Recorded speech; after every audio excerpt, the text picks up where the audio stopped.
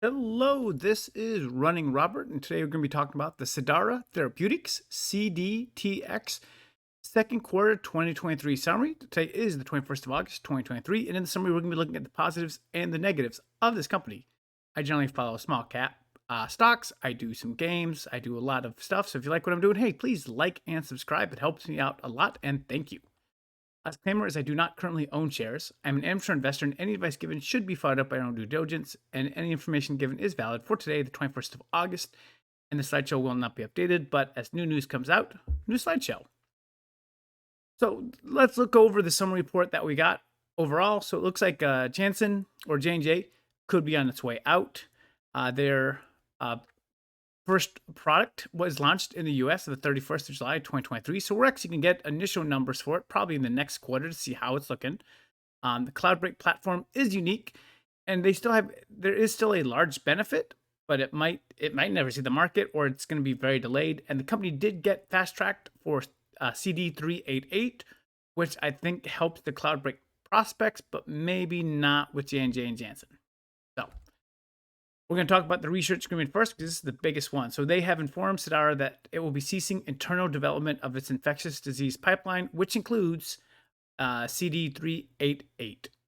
So they're going to finish up what they need to do, and then probably cut it. However, there is still that 90-day window. So officially, the company has 90 days after the complete phase 2A results are in.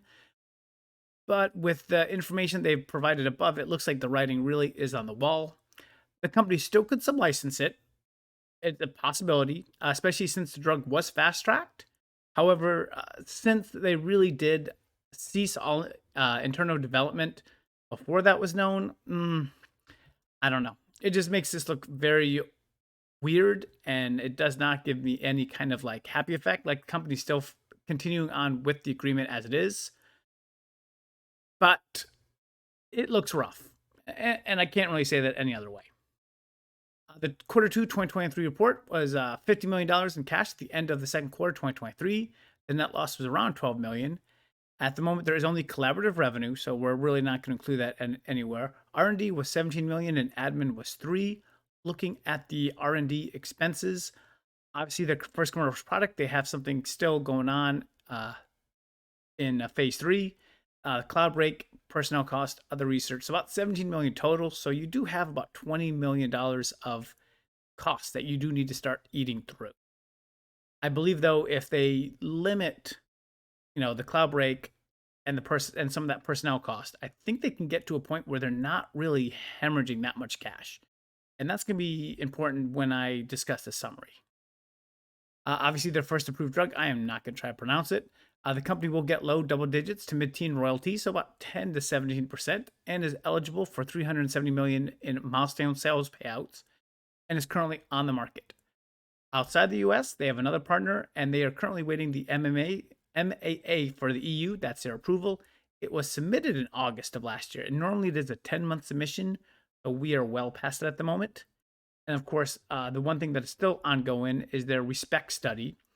This is comparing their agent to all the other antimicrobial agents, and that's going to be completed in the second half of 2024.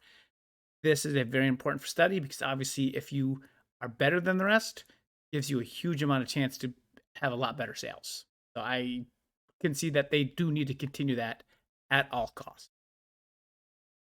But the summary is based on cash on hand, R&D, and admin costs. The company does have enough cash for a year or more and might get some cash from commercialization, regardless of the Cloudbreak deal, whether it goes forward or negative.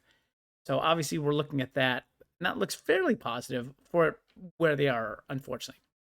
However, looking forward, Cloudbreak is still several years away, even with a positive deal or J&J continuing with the deal. But sadly, I believe the writing is on the wall for the year. However, if the company can rein in its expenses, which we looked at the R&D expenses, I think they can. I believe they can try to find another deal, and I think they'll have to time to do it. So this is not going to be, oh my God, we need to get this within a quarter. Our stock's tanking. They will have time to see what's out there, and I think that remains very positive. With the fast track option, I believe they will have a good chance to find another partner for it and then kind of go from there, but we're just going to have to see.